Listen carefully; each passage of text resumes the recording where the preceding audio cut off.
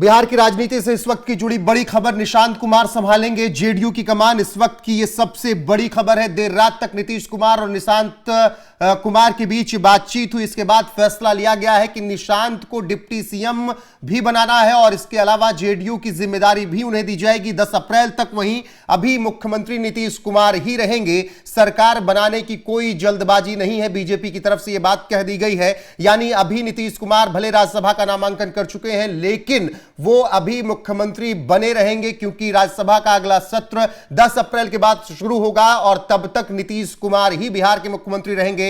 यानी अगले 1 महीने तक अभी नीतीश कुमार ही बिहार की जिम्मेदारी संभालते हुए नजर आएंगे और 10 अप्रैल तक नीतीश कुमार मुख्यमंत्री रहेंगे और निशांत कुमार जेडीयू की जिम्मेदारी संभालने जा रहे हैं। यह भी बड़ी खबर है और वो डिप्टी सीएम भी बन सकते हैं।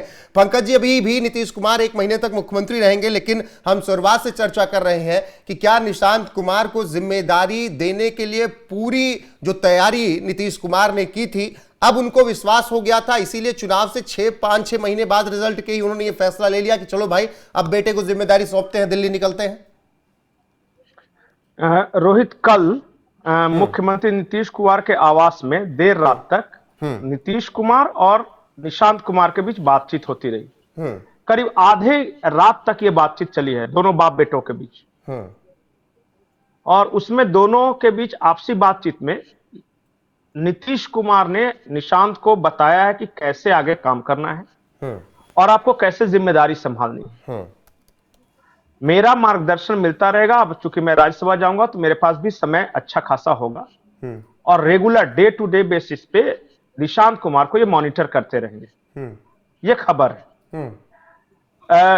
जो सूत्रों के हवाले से जो खबर आ रही है, बहुत जगह मीडिया में चली भी है कि निशांत कुमार जो है डिप्टी सीएम बन सकते हैं और डिप्टी सीएम के रूप में उनके पास वही मंत्रालय होंगे जो नीतीश कुमार के पास थे। लेकिन नीतीश कुमार भले बेटे निशांत को जिम्मेदारी जेडीयू की देने की प्लानिंग कर रहे हैं, इतने वरिष्ठ नेता हैं, क्या वो स्वीकार कर लेंगे? नीतीश कुमार की पार्टी में नीतीश कुमार सर्वमान्य थे पंकज। नीतीश कुमार आरजेडी के लिए भी सर्वमान्य है, कुशवाहा के लिए भी, मांझी के लिए भी, मोदी के लिए भी, राहुल के लिए भी।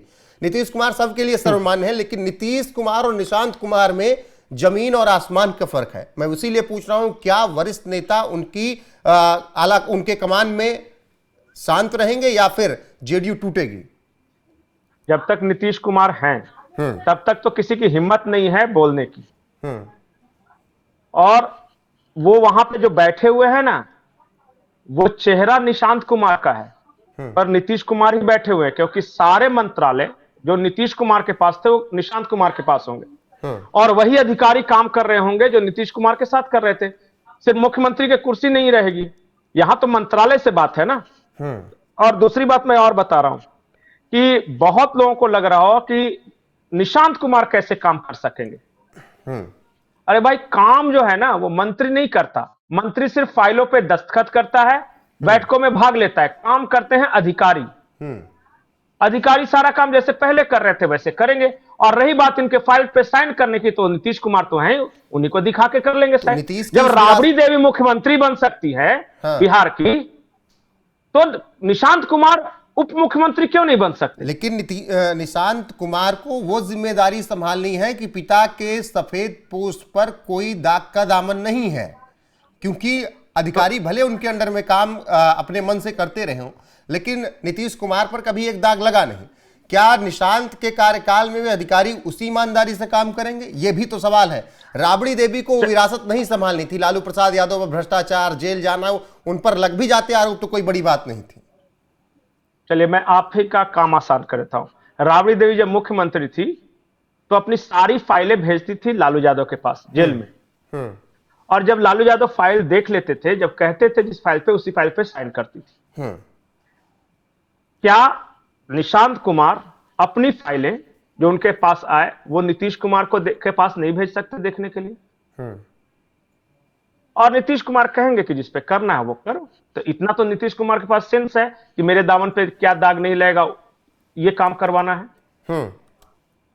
और फिर डे टू डे वो रोज गाइड भी करेंगे कि यहां जाना है, नहीं बोलना है, कहां क्या बोलना है। ये ग्रूमिंग सेशन है रोहित। उप मुख्यमंत्री का ग्रूमिंग सेशन, उसी तरह ठीक जैसे उपेंद्र कुशवाहा अपने बेटे का ग्रूमिंग सेशन कर रहे हैं मंत्री बनाकर। अब रामविलास पासवान ने कोशिश तो की थी, लेकिन उसके बाद भी इसने प्रूफ किया है, चिराग पासवान ने। बिल्कुल, अब ये अपने लेकिन अपने पिताजी का प्रूफ एक कर सवाल सकेंगे या बीजेपी नहीं? के नजरिए से ये समझने की कोशिश करेंगे हम सब कि बीजेपी इतना फोकस बिहार पर अचानक क्यों हो गई। चुनाव के बाद की मैं बात करूं तो वहां से राष्ट्रीय अध्यक्ष ले आए नितिन नवीन को, फिर वहां पर अब अपना मुख्यमंत्री बनाने की पूरी तैयारी है, और इसमें कोई दो राय नहीं है, नित्यानंद राय हो, सम्राट चौधरी हो, कौन हो, जो भी हो, बीजेपी का ही मुख्यमंत्री होने जा रहा है। बिहार पर इतना फोकस अचानक से क्यों? अचानक से नहीं है, ये 2-3 सालों से हो रहा है। दूसरा सबसे बड़ा राज्य है जनसंख्या के लिहाज से बिहार, और सीटों के लिहाज से भी शायद मुझे लगता है कि तमिलनाडु, महाराष्ट्र, बिहार और उत्तर प्रदेश, बंगाल, ये 4 राज्य, हाँ बंगाल, ये 5 राज्य चाहेंगे उसी को प्रधानमंत्री बनाते हैं। जब यूपी में बीजेपी की सरकार आ गई, महाराष्ट्र में बीजेपी की सरकार आ गई, तो आपको ऐसा क्यों लगता है कि बिहार पे फोकस नहीं रहा होगा? और आपको क्या लगता है कि ये एक दिन में हुआ है? आप ही ने कहा ना कि नितिन नवीन को क्यों राष्ट्रीय अध्यक्ष बनाया?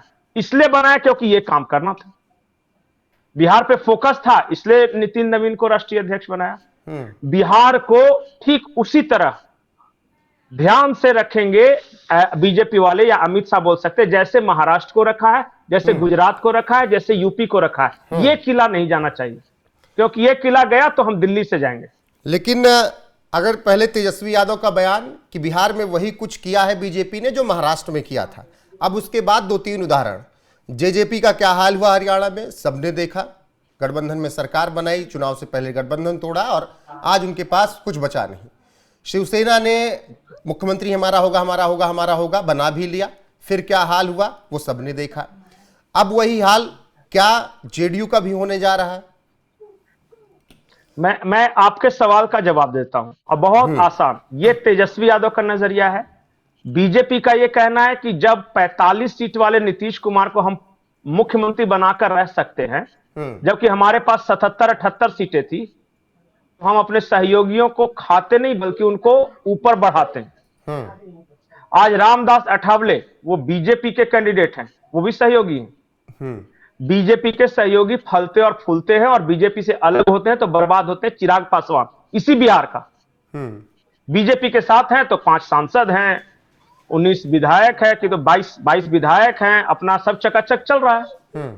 बीजेपी के साथ न रहते तो क्या हो? अच्छा, यही नीतीश कुमार एक बार बीजेपी से अलग होकर लड़े थे ना, मैं वो आरजेडी के साथ भी नहीं थे, बीजेपी के साथ नहीं थे। पूरे बिहार में 2 सीटें आई थी, एक पूर्णिया और एक नालंदा। तो बीजेपी के साथ रह के इनको फायदे में है कि नुकसान में है?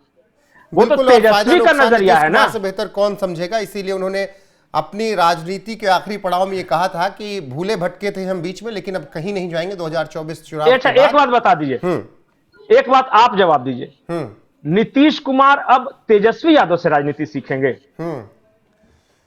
इतना खराब दिन आ गया। चर्चा तो गमछे की भी हो रही है कि मोदी जी ने गमछे में सब कुछ समेट दिया। अब आपके पास भी तो नीतीश गए थे, आप क्यों नहीं समेट के रखे? आपके पास से कैसे कोई भाग जाता है? कभी पता चला वीआईपी भाग गए, तो कभी पप्पू यादव भाग गए, कभी नीतीश भाग, इसका मतलब आपको समेटना नहीं आता। ठीक है, बहुत शुक्रिया आपका। बाकी जो भी अपडेट बिहार की राजनीति से जुड़ी हुई आएगी आप तक पहुंचाएंगे जरूर। अभी के लिए बस इतना ही। बड़ी खबर यही है कि निशांत कुमार जेडीयू की जिम्मेदारी संभाल सकते हैं, और इसके अलावा वो उप मुख्यमंत्री भी बनाए जा सकते हैं। साथ ही नीतीश कुमार अभी इस्तीफा देने का, और मैं ब्रेकिंग न्यूज दूं आपको जी, एक और ब्रेकिंग न्यूज दूं। बिहार में अगले 5 सालों में बीजेपी बनाम कांग्रेस की राजनीति होगी।